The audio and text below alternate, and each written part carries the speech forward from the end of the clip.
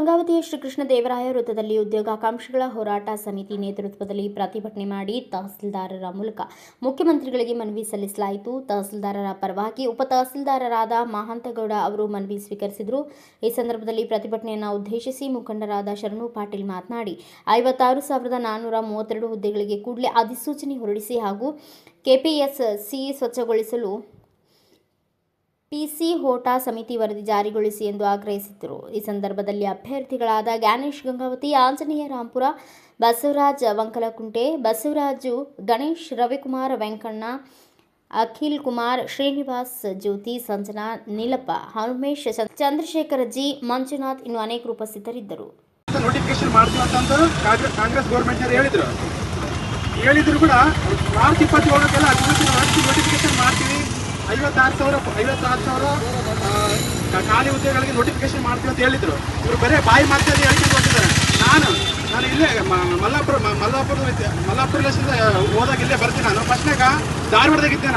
ಧಾರವಾಡದಾಗ ಅಲ್ಲಿ 1 ವರ್ಷ ಇದ್ದೆ, ಕೋಚಿಂಗ್ ತಗೊಂಡು 1 ವರ್ಷ ಇದ್ದೆ. ನಮ್ದು ಆರ್ಥಿಕ ಪರಿಸ್ಥಿತಿ ಭಾಳ ಕೆಟ್ಟದಿದ್ನಕ ನಮ್ಮ ಅಪ್ಪಗೆ 67 ವರ್ಷ, ನಮ್ಮ ಅಮ್ಮಗೆ 65 ವರ್ಷ.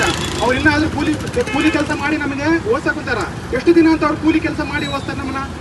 ಅವ್ರು ಕೂಲಿ ಕೆಲಸ ಮಾಡೋದು ನೋಡೋದಾಗಲ್ಲ ನನಗೆ. ಈಗ ಓದೋದು ಬಿಟ್ಟು ಎಲ್ಲ ಕೆಲಸಕ್ಕೆ ಹೋಗಲ್ಲ, ಕೂಲಿ ಕೆಲಸಕ್ಕೆ ಹೋಗಲ್ಲ ಅಂತ ನಿರ್ಧಾರ ಆಯ್ತು ನನಗೆ.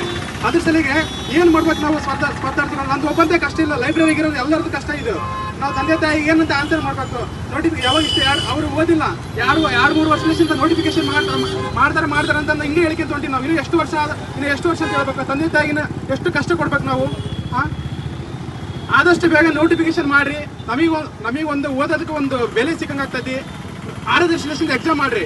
ಅದ್ರ ಪಾರದರ್ಶಕ ಎಕ್ಸಾಮ್ ಮಾಡಿದ್ನಪ್ಪ ಅಂದ್ರೆ ಪ್ರಾಮಾಣಿಕಲಿಸಿಂದ ಓದೋ ಹುಡ್ರಿಗೆ ಕೂಡ ಒಂದು ಬೆಲೆ ಸಿಕ್ಕಂಗಾಗ್ತೈತಿ. ನೀವೇನೋ ನೋಟಿಫಿಕೇಶನ್ ಮಾಡ್ಲಿಕ್ರ ನಾವು ಮುಂದೆ ಉಗ್ರ ಹೋರಾಟ ಮಾಡಿ ವಿಧಾನಸಭೆಗೆ ಮುತ್ತಿಗೆ ಹಾಕ್ತೀವಿ ನಾವು. ಇಲ್ಲ ಸರ್, ಏನು ಉದ್ಯೋಗ ಇದೆ, ನೀವು ನುಡಿದಂತೆ ನಡೆದ ಸರ್ಕಾರ ಅಂತ ಹೇಳ್ತಾ ಇದ್ದೀರಿ. ಅದನ್ನು ಕೇಳಿ ಈ ಸಲ ನೀವು 2023 ಎಲೆಕ್ಷನ್ನಾಗ ಯುವಕರೆಲ್ಲ ನಿಮ್ಮನ್ನು ವೋಟ್ ಹಾಕಿ ಗೆಲ್ಸಿದ್ದಾರೆ. ಇನ್ಯಾಕೆ ಏನಾದರೂ ಆ ಭರವಸೆಗಳನ್ನು ಈಡೇರಲಿಲ್ಲ ಅಂದರೆ ಹೋರಾಟ ಉಗ್ರ ರೂಪ ತಾಳೋದು ಅದು ಭರವಸೆ.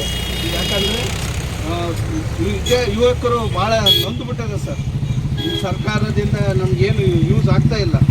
ನೀವು ನುಡಿದಂತೆ ನಡೆದ ಅಂತ ಹೇಳ್ತಾ ಇದ್ದೀರಿ, ಅದನ್ನು ಕಾರ್ಯರೂಪಕ್ಕೆ ತರಬೇಕಂತ ನನ್ನ ವಿನಂತಿಕೊಳ್ಳುತ್ತೆ. ಆದರೆ ಯಾವುದೇ ರೀತಿಯ ನೋಟಿಫಿಕೇಶನ್ ಮಾಡ್ತಾ ಇಲ್ಲ.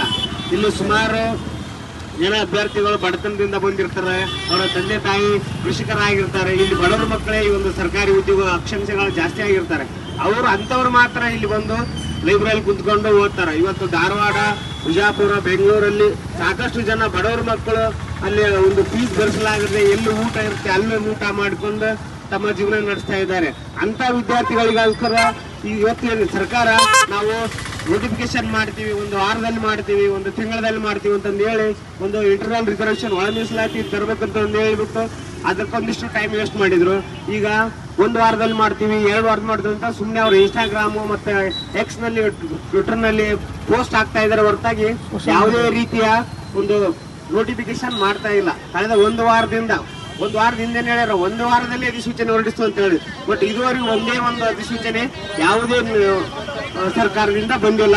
ಆದಷ್ಟು ಬೇಗ ಸರ್ಕಾರ ಈ ಒಂದು ಹಕ್ಕು ಉದ್ಯೋಗದ ಸರ್ಕಾರಗಳಿಗೆ ಧಿಕ್ಕಾರ.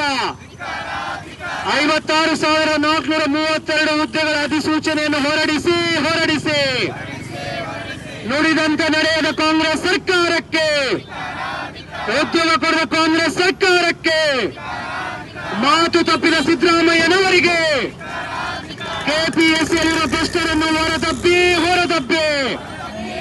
ಪಿಸಿ ಹೋಟಾ ಸಮಿತಿ ಶಿಫಾರಸುಗಳನ್ನು ಜಾರಿ ಮಾಡಿ ಖಾಲಿ ಇರುವ ಎಲ್ಲ ಹುದ್ದೆಗಳನ್ನು ಭರ್ತಿ ಮಾಡಿ ಕೇಂದ್ರ ಸರ್ಕಾರದಲ್ಲಿ ಖಾಲಿ ಇರುವ ಎಲ್ಲ ಹುದ್ದೆಗಳನ್ನು ಭರ್ತಿ ಮಾಡಿ ಈ ಕೂಡಲೇ 56,000 ಹುದ್ದೆಗಳ ಅಧಿಸೂಚನೆಯನ್ನು ಹೊರಡಿಸಿ ಯುವ ಜನರೇ ಒಂದಾಗಿ. ರಾಜ್ಯ ಸರ್ಕಾರ ತೀರ್ಮಾನಿಸಿದಂತೆ 56,432 ಹುದ್ದೆಗಳಿಗೆ ಕೂಡಲೇ ನೇಮಕಾತಿ ಅಧಿಸೂಚನೆ ಹೊರಡಿಸಬೇಕು.